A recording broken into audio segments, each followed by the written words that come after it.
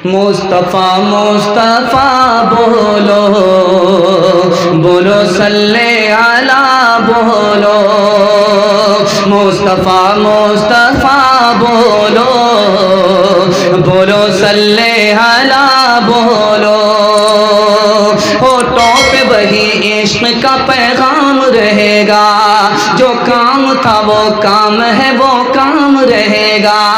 होठों पे वही इश्क का पैगाम रहेगा, जो काम था वो काम है वो काम रहेगा। अल्लाह की कसम मर के भी हम जिंदा रहेंगे। कातिल तेरे सर पर मगर इल्जाम रहेगा। मुस्तफ़ा मुस्तफ़ा बोलो, बोलो सल्ले अला बोलो। कब मौत से डरते हैं गुलामान मोहम्मद, ये अपने गुलामों पे है एहसान मोहम्मद। हो जाए मेरा सर अगर दो टुकड़े हज्जाज, पर हाथ से छूटेगा ना दामान मोहम्मद। मुस्तफ़ा मुस्तफ़ा बोलो, बोलो सल्ले अला बोलो। आप देखेंगे मोबाइल आपके हाथ में है, आपका दिल बहुत कमज़ोर होगा कि फ़लाँ जगह मुसलमान को घसीटा गया, फ़लाँ जगह मुसलमान की दाढ़ी नोची गई, फ़लाँ जगह मुसलमान को रस्सी में बांध करके पीटा गया। इन तमाम मसलों का हल क्या है मैं आपको बताने के लिए जा रहा हूँ। इसको ध्यान से सुनिएगा, मोबाइल की तरफ कम, हमारी तरफ ज़्यादा तवज्जो कीजिए। हालात हाज़िरा के हवाले से आपको पैगाम देने के लिए जा रहा हूँ, और आपकी मुश्किल का हल है, आपकी परेशानी का हल है कि दूसरे जिस तरह जलील हो रहे हैं, नसीहत का मकाम है। आपको अल्लाह जलील ज़िल्लत से बचाएगा। मैं आपको बताने के लिए जा रहा हूँ, आप इन तमाम ज़िल्लत से कैसे निकलेंगे। मस्जिद के मीनार पर झंडा गाड़ा जा रहा है, मस्जिद का दरवाज़ा तोड़ा जा रहा है, तलवार लहरा करके मुसलमानों को डराया जा रहा है, दाढ़ी के बाल नोचे जा रहे हैं, रस्सी से बांध करके मारा जा रहा है। इन तमाम मसलों का हल क्या है? मोबाइल पर कम, मेरी बात की तरफ ज़्यादा ध्यान दीजिए। ये कैसे ख़त्म होगा? एक सहाबी बादशाह के दरबार में हैं, बादशाह ने उसको फ़ौज दिखाया, कहा तुम्हारी फ़ौज से मैं डरता नहीं, इसकी मुझको कोई परवाह नहीं। तो बादशाह ने कहा वो क्यों? कहा मैं अकेला 100 आदमी से नहीं डरता। कहा कि वो क्यों? कहा मैं खुदा से डरता हूँ इसलिए किसी से नहीं डरता। कहा कि क्या करोगे? या तो मैं तुमको मारूंगा तुम मरोगे, या तो तुम मुझको मारोगे मैं मरूंगा, मेरे दोनों हाथ में लड्डू है। मैं अगर मारा तो गाजी बनूंगा, अगर तुमने मुझको मारा मुझको शहादत मिलेगी, मैं शहीद हो जाऊंगा, मैं हर हाल में खुश हूँ, मेरा कोई नुकसान नहीं। एक सहाबी खड़े हुए, पीछे दुश्मन का हमला है, तलवार लेकर के खड़े हुए, तीर लेकर के खड़े हुए। जब तक तीर बाकी है, तलवार बाकी है, तुम मेरे करीब नहीं आ सकते, मैं तुमसे लड़ूंगा, मुकाबला करूंगा। अल्लाह पर भरोसा करके तीर चलाऊंगा, अल्लाह पर भरोसा करके तलवार चलाऊंगा। जब तक के तलवार बाकी है, तीर बाकी है, तुम मेरे करीब नहीं आ सकते। तीसरी मिसाल आपकी खिदमत में लेकर के आ रहा हूँ। मुसलमान औरत गिरफ्तार है, दुश्मन के हाथ में गिरफ्तार है। एक मुसलमान औरत खड़ी हुई, उनका नाम था खौला रज़ी अल्लाह अन्हा। जब आपके यहाँ कोई नतनी पैदा हो, जब आपके यहाँ कोई पोती पैदा हो, तो उसका नाम खौला रखिए। अल्लाह उस पोती को उसी खौला की तरह बहादुर बनाए, आपकी नवासी को अल्लाह उसी खौला की तरह बहादुर बनाए। खौला रज़ी अल्लाह अन्हा ने ऐलान किया कि ओ मुसलमान औरतों, तुम दुश्मन के हाथ में गिरफ्तार हो, ये तुम्हारी इज्जत का भी जनाजा उठा देंगे, तुम्हारी जान भी लेंगे, इसलिए बेहतर है कि लकड़ी उठाओ, लकड़ी उठा करके, लाठी उठा कर इन पर हमला कर दो। दो ही काम होगा, या तो ये हमको मारेंगे, हमको शहादत की मौत मिलेगी, या हम इसको मारेंगे, हमको दुनिया की इज्जत मिलेगी, जिल्लत से अल्लाह बचाएगा। जवान है, आपके ऊपर दो तरह के हमले होंगे। पहला हमला ये होगा कि आपको पैसे का लालच दिया जाएगा और कहा जाएगा तुम दीन इस्लाम को छोड़ दो। पहले आपको लालच से शिकार किया जाएगा। उसके बाद दूसरा हमला आपके ऊपर होगा, आपको धमकी दी जाएगी, अगर इस्लाम पर खड़े रहोगे तो मारे जाओगे। अब आपको साबित कदम रहना है उस सहाबी की तरह। कहा कि ये मोती का हार भी देंगे, बेटी देकर के दामाद भी बना लेंगे, कुर्सी का मालिक भी बना लेंगे, शर्त यह है कि तुम इस्लाम छोड़ दो, ईसाइयत को कबूल कर लो। उस सहाबी ने कहा पूरी दुनिया की दौलत मुझे दे दोगे, दौलत इस्लाम से बढ़ कर के नहीं होगी, मैं इस्लाम की दौलत छोड़ नहीं सकता। कहा तो फिर मरने के लिए तैयार हो जाओ। कहा वक्त से पहले कोई नहीं मरता, जब वक्त आता है तो उसको मरना ही पड़ता है, और मरना मुकद्दर है, मुकद्दर पर मुसलमान का ईमान है। लेकिन याद रखो, तुम मुझे 2 टुकड़े कर डालोगे लेकिन दीन इस्लाम को छोड़ नहीं सकता। आखिरी नमूना आपकी खिदमत में लेकर के आ रहा हूँ। मदीने के दरबार में, बाजार में एक औरत आई। जवानों, आपको हिफाजत करनी पड़ेगी। माँ बहनों की हिफाजत के लिए आपको खुद खड़ा होना पड़ेगा। हिफाजत में अगर आपकी जान गई तो आप शहीद होंगे, शहादत का रुतबा मिलेगा। अगर जान बची तो अल्लाह सरबुलंदी अता फरमाएगा। लेकिन आपको अपनी माँ बहन की आबरू की हिफाजत के लिए खड़ा होना पड़ेगा।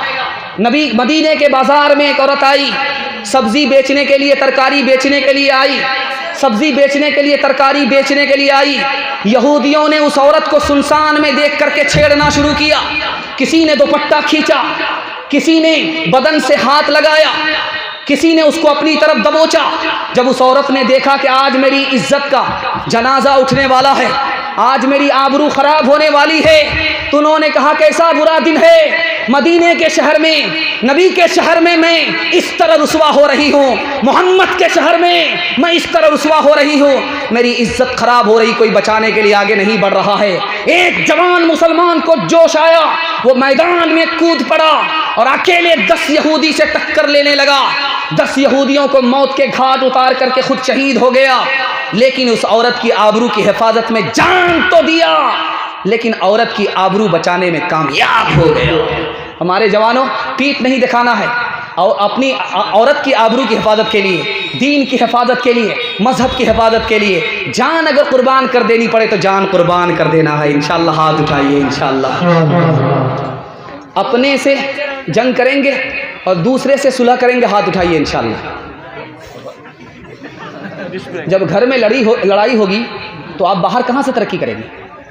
बाहर भी जंग छोड़ दीजिए, अगर बाहर की घर की जंग को छोड़ दीजिए, अगर बाहर की जंग जीतनी है। इंशाअल्लाह भाई से अब लड़ाई नहीं होगी, पड़ोसी से लड़ाई नहीं होगी, रिश्ते के नाम पर लड़ाई नहीं होगी, हाथ उठाइए। इंशाअल्लाह आए अपना तो लड़ने को बस ठन जाइए, गैर का जब सामना हो तो कुली बन जाइए, न हिफ़्ज़े आबरू की जब कोई सूरत निकल आई, तो उस मज़लूम औरत ने मोहम्मद की दुहाई दी। न हिफ़्ज़े आबरू की जब कोई सूरत निकल पाई, तो उस मज़लूम औरत ने मोहम्मद की दुहाई दी।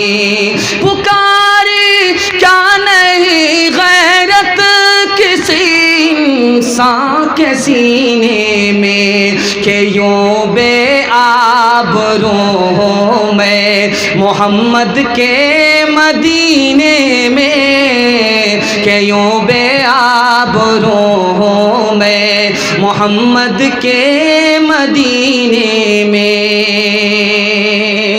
बस आखिरी पैगाम सुना रहा हूँ, इसके बाद अपने दूसरे मेहमान का आपको सामना करना है।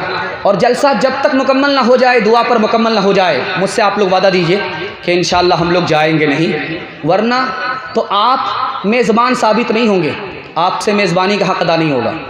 इस जलसे में जितने लोग आए सब आपके मेहमान हैं और आप सब के मेज़बान हैं। आपने चंद को सुना और उसके बाद घर चले गए, तो आपने चंद मेहमानों की मेज़बानी का हक़ अदा किया, बाकी का हक़ रह गया। और जलसा हमेशा नहीं होता, कभी कभी हुआ करता है। एक रात थोड़ी देर और कुर्बान हो जाए तो क्या फ़र्क पड़ता है? आप लोग तो सुनने वाले हैं, देखने वाले तो आए और चले गए। आप लोग जाग रहे हैं, जागने वाला पाता है, सोने वाला खोता है। इंशाअल्लाह जाग करके दुआ पर मुकम्मल करा करके जलसा उठेंगे, हाथ उठाइए। इंशाअल्लाह बिल्कुल आखिरी पैगाम सुना रहा हूँ, इसके बाद जलसा मुकम्मल हो रहा है। ध्यान से सुनिएगा, इसको एक एक लाइन को ध्यान से सुनिएगा जो मैं आपको सुनाने के लिए जा रहा हूँ। जब आप पखाने में बैठेंगे तो पेशाब पर आपका ध्यान चला जाएगा। जब आप पेशाब पखाना करने के लिए बैठेंगे तो पखाने पर आपका ध्यान चला जाता है। आप निगाह को हटा रहे हैं लेकिन हट नहीं रही, आप आँख हटा रहे हैं लेकिन हट नहीं रही है। पेशाब को ये आँख देख रही है, पखाना को ये आँख देख रही है। 2 वजह से ऐसा होता है, ध्यान से इसको सुनिएगा। पेशाब पखाना करने के लिए बैठे, पेशाब की तरफ आँख जा रही है, निगाह उठ रही है, पखाने की तरफ उठ रही है, हटने का नाम नहीं ले रही है। 2 वजह से ऐसा होता है। सहाबी रसूल अब्दुल्ला बिन उमर रज़ी अल्लाह अन्हु ने फरमाया 2 वजह से ऐसा होता है। ये आदमी 1 नंबर का मक्खी चूस था, कंजर था, दूसरे को खाता और खिलाता नहीं था, खुद खा जाता था, जहन्नम को भरता था। अब अल्लाह दिखा रहा है कि देखो कंजूसी की ये क्या हाल हुआ, खुद खा गए, क्या हुआ। अल्लाह दिखाता है। ये आदमी मगरूर था, ये अपने से बढ़कर के दूसरे को समझता ही नहीं है, तो अल्लाह दिखा रहा है मगरूर बनने की ज़रूरत नहीं है, तुम इसी नापाक चीज़ से पैदा हुए हो, ज़्यादा गुरूर मत दिखाओ। तुमसे तो अच्छा जानवर का पखाना है, वो नापाक भी कम होता है, खाद के काम आ जाता है। तुम्हारा पखाना तो इतना गंदा है, न खाद के काम आता है, न कम नापाक है, इसलिए ज़्यादा गुरूर ठीक नहीं है। दूसरी बात को याद रखिएगा जो मैं आपको सुनाने के लिए जा रहा हूँ। रात में आप सोते हैं, तकिया के ऊपर आपका सर होता है, ख्वाब आ जाता है। ख्वाब में अगर आप देख रहे हैं मैं रो रहा हूँ, ख्वाब बहुत अच्छा है। आप देख रहे हैं ख्वाब में मैं हंस रहा हूँ, ख्वाब बहुत बुरा है। आपने ख्वाब देखा, कभी आपने देखा कि मैं रो रहा हूँ, ख्वाब बहुत अच्छा है। कभी आपने देखा मैं हंस रहा हूँ, ख्वाब बहुत बुरा है। राज क्या है? ख्वाब आपने देखा मैं रो रहा हूँ, ख्वाब अच्छा है, क्यों? अल्लाह आपको हंसाएगा। इस ख्वाब का मतलब है अल्लाह आपको हंसाएगा, खुशी देगा, मुसीबत दूर होगी, दौलत मिलेगी, गरीबी दूर होगी, आफियत मिलेगी, बीमारी दूर होगी, ये ख्वाब है। लेकिन अगर ख्वाब में आप हंस रहे हैं, ख्वाब देख रहे हैं, ख्वाब में हंस रहे हैं, इसका मतलब आपको अल्लाह रुलाएगा। आपने गुनाह किया है, गलत कमाया है, गलत माहौल में आपको सज़ा मिलने वाली है। इस दुनिया में जितना रोएंगे आखिरत में अल्लाह उतना हंसाएगा, इस दुनिया में जितना हंसेंगे अल्लाह आखिरत में उतना रुलाएगा। तीसरी बात को याद रखिए जो मैं आपसे कहने के लिए जा रहा हूँ। आप गरीब हैं, आपको परेशान होने की ज़रूरत नहीं है। अमीर और गरीब 3 जगह बराबर, अमीर और गरीब 3 जगह बराबर। जो अमीर है वो खोया हुआ, वो खोई हुई खुशी को वापस नहीं ला सकता। जो गरीब है गुजरे हुए गम को वापस नहीं ला सकता, वो मुसीबत को वापस नहीं ला सकता, ये खुशी को वापस नहीं ला सकता। अमीर गरीब दोनों बराबर, अमीर को भी मरना है, गरीब को भी मरना है, मौत में दोनों बराबर। गरीब को भी हिसाब देना है, अमीर को भी हिसाब देना है, लेकिन अमीर का हिसाब बहुत सख्त होगा, गरीब का हिसाब बहुत आसान होगा। अल्लाह ने आपको गरीब बनाया, सब्र कीजिए। अल्लाह ने आपको अमीर बनाया, शुक्र कीजिए। अगर आप गरीब हैं, अमीर नहीं हैं, तो आपको दिल छोटा करने की ज़रूरत नहीं। तीसरी बात को याद रखिए, इतना बड़ा मजमा है, एक सवाल मैं आपसे करूँगा कि आपको मौत से डर लगता है? अगर आप कहेंगे डर लगता है तो मैं इसकी वजह बताता हूँ क्यों डर लग रहा है। अगर आप कहते हैं कि डर नहीं लगता तो मैं शुक्र करूँगा, अल्लाह आपके साथ अच्छा करे, ख़ात्मा बिल खैर फरमाए। अगर आप मौत से डरते हैं तो उसकी वजह मैं बता रहा हूँ। मौत से उन लोगों को डर लगता है जिसने दुनिया को आबाद किया है, आखिरत को बर्बाद किया है। जब आबादी से आदमी बर्बादी की तरफ जाता है तो डर लगता है। चौथी बात को याद रखिए, आप जहाँ जलसा सुन रहे हैं ये किसी का मकान है, और जहाँ आप बैठे हैं ये मैदान है, और बगल में आप देख रहे हैं बस्ती है। बस्ती को कहते हैं आबादी है। आबादी किसका नाम है ये मैं आपको बताने के लिए जा रहा हूँ। इस गांव का नाम आबादी है या गांव से बाहर जो कब्रिस्तान है उसका नाम आबादी है, मैं आपको बताने के लिए जा रहा हूँ। एक सवार गुजरा, पूछा कि जलकर बस्ती किधर है, तो बताने वाले ने कब्रिस्तान बता दिया। एक तमाचा खींच करके मारा। मैं बस्ती पूछ रहा, तो मुझको कब्रिस्तान भेज रहे हो, इतनी जल्दी मुझको कब्रिस्तान भेज रहे हो? तो कहा कि हुजूर आप कह रहे हैं कि बस्ती जलकर इधर है, मैंने आपको कब्रिस्तान भेज दिया। मैंने कब्रिस्तान में देखा है, ज़िंदगी भर देखा है कि यहाँ सारे लोग आते हैं, लेकिन यहाँ से कोई कहीं नहीं जाता। बस्ती तो उसका नाम है जहाँ सब आए, वहाँ से कोई न जाए। चौथा नमूना आपके सामने लेकर के आ रहा हूँ, उसको बहुत ध्यान से सुनिएगा। इस जलसे में कितने लोग हैं जिनकी उम्र बड़ी है? 60 साल, 70 साल, 80 साल। वो बहुत खुश होंगे कि हमारी उम्र बहुत बड़ी है। खुशी की बात भी है, गम की बात भी है। अगर आपकी उम्र 60 साल हो गई है तो इसका मतलब है 21,000 दिन आपने इस दुनिया में काटे। अगर आपकी उम्र 60 साल है तो इसका मतलब है कि इस दुनिया में आपने 21,000 दिन काटे हैं। 21,000 दिन इस दुनिया में आपने काटे। अगर आपने हर दिन एक गुनाह किया है, तो आपके गुनाह कितने हो गए 60 साल में? 21,000। अगर आपने तौबा नहीं किया तो आपका क्या हाल होगा? इसलिए पहली फुर्सत में तौबा कीजिए। आप तौबा करेंगे, खुदा ताना नहीं मारेगा। आप 1 कदम तौबा के लिए आगे बढ़ेंगे, खुदा 2 कदम आगे बढ़ेगा। आप पैदल चल करके आएंगे, खुदा दौड़ करके आएगा। और आप हाथ बढ़ाएंगे, खुदा गले लगा देगा। आपको सुन करके हैरत होगी, इस दुनिया में सबसे ज़्यादा जल्दी में कौन माफ़ करता है? जलसा मेरे हिस्से का ख़त्म हो रहा है, लेकिन आपको जलसा ख़त्म करके नहीं उठना है, दुआ पर इंशाल्लाह जलसे को मुकम्मल करके उठना है। हाथ उठाइए इंशाल्लाह, सब लोग हाथ उठाइए ताकि पता चले कि अठन्नी चरन्नी किसकी नीयत है, पता चल जाए। सब ने हाथ उठाया, कैमरा वाले भी हैं, कोई आपको देखे ना देखे, खुदा को आपने हाजिर नाजिर करके हाथ उठाया है, इसलिए इसका ज़रूर लिहाज कीजिएगा। मैं आखिरी बात आपको बताने के लिए जा रहा हूँ, इसको बहुत ध्यान से सुनिएगा जो मैं आपको सुनाने के लिए जा रहा हूँ। एक ही सबसे ज़्यादा इस दुनिया में जल्दी में कौन माफ़ करता है? माँ बाप। माँ नाराज़ है, बेटे से बात नहीं करती है, लेकिन बेटी से कहती है, बेटी देखो तुम्हारे भाई ने खाना खाया कि नहीं खाया। आहा क्या कलेजा। बेटे से नाराज़ है, बात नहीं कर रही है, लेकिन बेटी से कहती है, बेटी देखो तुम्हारे भाई ने खाना खाया कि नहीं खाया।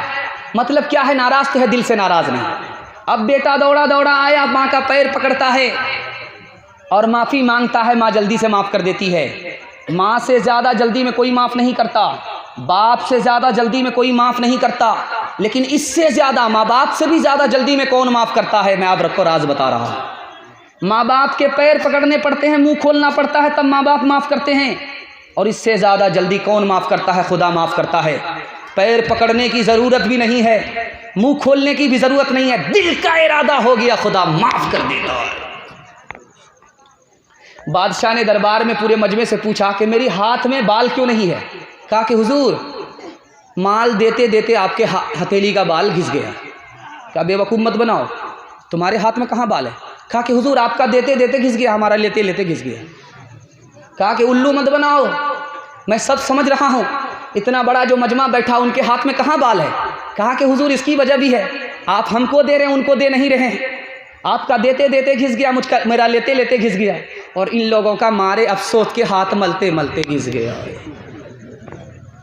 दुनिया के मुसाफिर मंजिल तेरी कब्र है, तय कर रहा है वो ए दिल 2 दिन का ये सफ़र है, तय कर रहा है जो तो 2 दिन का ये सफ़र है। दुनिया के मुसाफिर आँखों से तूने अपनी कितने जनाजे देखे, हाथों से तूने अपने दफनाए कितने मुर्दे, अंजाम से तो अपने क्यों इतना बेखबर है। दुनिया के मुसाफिर 2 दिन का ये सफ़र है, तय कर रहा है जो तो मखमल पे सोने वाले मिट्टी में सो रहे हैं, मखमल पे सोने वाले, मखमल पे सोने वाले मिट्टी में सो रहे हैं। शाहो गदा यहाँ पर सब साथ सो रहे हैं, दोनों हुए बराबर, ये मौत का असर है। दुनिया के मुसाफिर 3 काम कीजिए, 3 काम छोड़ दीजिए, ज़िंदगी भर के लिए जलसा कामयाब हो जाएगा इंशाअल्लाह। अल्लाह की इबादत करेंगे, हाथ उठाइए, रसूलुल्लाह की इताअत करेंगे इंशाअल्लाह, मखलूक की खिदमत करेंगे इंशाअल्लाह। आपके घर में आफत आती है 3 वजह से, इसको ध्यान से सुनिएगा, नोट कीजिएगा, बिल्कुल जलसा ख़त्म हो रहा है। 3 वजह से आपके घर में आफत आती है। आप गुनाह करते हैं, आफत आती है। आप गलत कमाते हैं, आफत आती है। किसी की ज़मीन ले लेते हैं, पैसा दे देते हैं, पैसा देते हैं, जब तक वो पैसा लौटाएगा नहीं, जितना पैसा लिया उतना पैसा लौटाएगा नहीं, तब तक आप ज़मीन वापस नहीं करते हैं, जोत करके खाते हैं।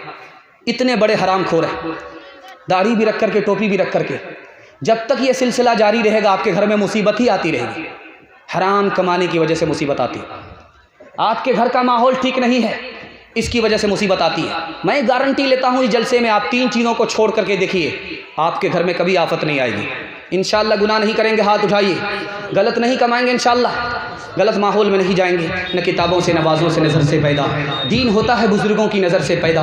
नहीं सीखा इन्होंने दीन रहकर शेख के घर में, पले कॉलेज के चक्कर में, मरे साहब के दफ्तर में, केक के चक्कर में तो रोटी भी गई, बड़ी शेख की ताक में थे तो छोटी भी गई, न मानी बात वाइस की, थे पतलून के चक्कर में तो लंगोटी भी गई। वाखिर दावाना अनिल हम्दुलिल्लाहि रब्बिल आलमीन।